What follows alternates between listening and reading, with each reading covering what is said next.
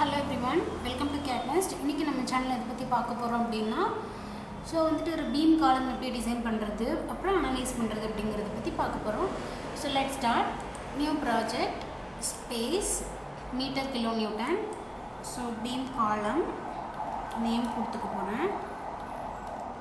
So இந்த மாதிரி name கொடுத்துட்டு மீட்டர் கிலோமீட்டர் இருக்கணும் செக் பண்ணிக்கோங்க. Next add beam finish. So இந்த மாதிரி கொடுத்துட்டு just first என்ன பண்ணனும் அப்படினா ஒரு பேஸ் பாயிண்ட் ஸ்பெசிஃபை பண்ணனும். ஓகேயா? சோ இதனோட பேஸ் பாயிண்ட் கொடுத்துட்டு கிராஃப் ஆஃப் பண்ணிடலாம். 3D வியூ போய்டலாம். நோட் கர்சர் எடுத்துட்டு செலக்ட் பண்ணிட்டு ட்ரான்ஸ்லேஷன் ரிப்பீட் x டைரக்ஷன்ல 1 இருந்தா போதும். சோ அதே மாதிரி 3D வியூ ரெண்டையும் செலக்ட் பண்ணிக்கலாம். ட்ரான்ஸ்லேஷன் ரிப்பீட் y டைரக்ஷனலி 1 இருந்தா போதும். No, y வேண்டாம். z டைரக்ஷன்ல okay.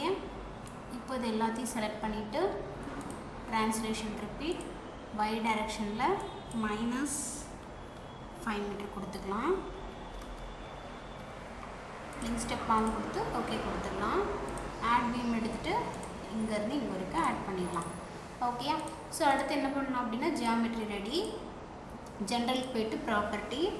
So define la rectangle.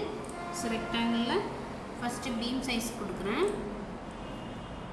அடுத்து column size கொடுத்துக்கலாம். add okay. So beam select பண்ணிட்டு select beams parallel to x, select beams parallel to z, assign to selected beams, assign yes. அடுத்து column select beams parallel to y.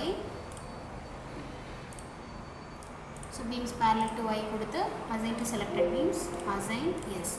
அடுத்து supportsல create, fixed, add.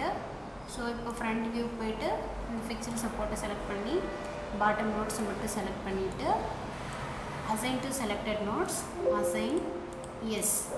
அடுத்து 3D view போயிடலாம். 3D view போய்ட்டு loads and definition, load case details, add.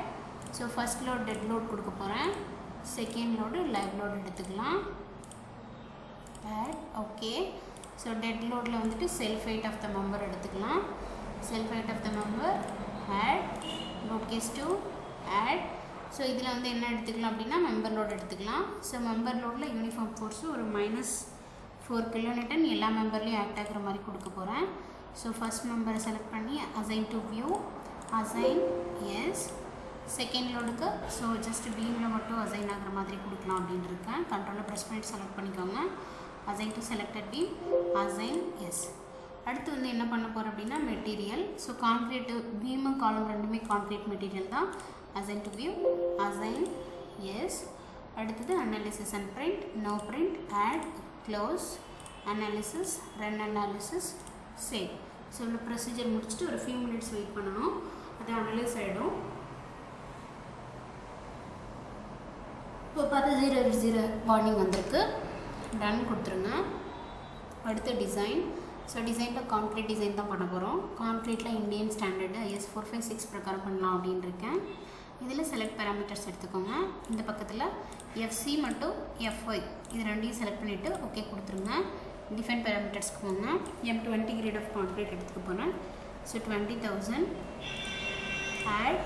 FY வந்துட்டு 415,000 add கொடுத்துருங்க. Close கொடுத்துருங்க. கமாண்டில் போய்ட்டு பீம் கொடுத்துருக்கோம், ஆட் கொடுங்க. காலம் கொடுத்துருக்கோம், ஆட் கொடுங்க, க்ளோஸ் கொடுங்க. ஸோ FC வந்துட்டு assign to view, assign S.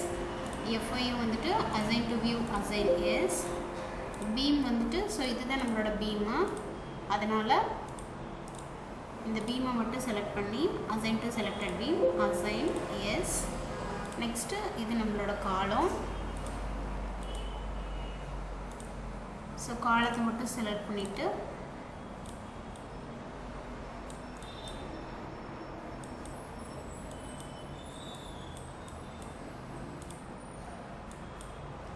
assign to selected beams, assign yes அப்படின்னு கொடுத்துட்டு அனலைஸில் போயிட்டு ரன் அனாலிசிஸ் பண்ணோம் அப்படின்னா அனலைஸ் ஆகிட்டு அந்த ரெயின்ஃபோர்ஸ்மெண்ட் இதுக்கு. ஸோ இது கொடுத்துட்டு 0 error 0 warning வந்துச்சு. Go to process mode, done. Both load conditions select பண்ணிட்டு apply. Okay. இதில் ஒரு beam member எடுத்துட்டு ஒரு beam மட்டும் select பண்ணுறேன். So geometry இது property loading shear deflection concrete.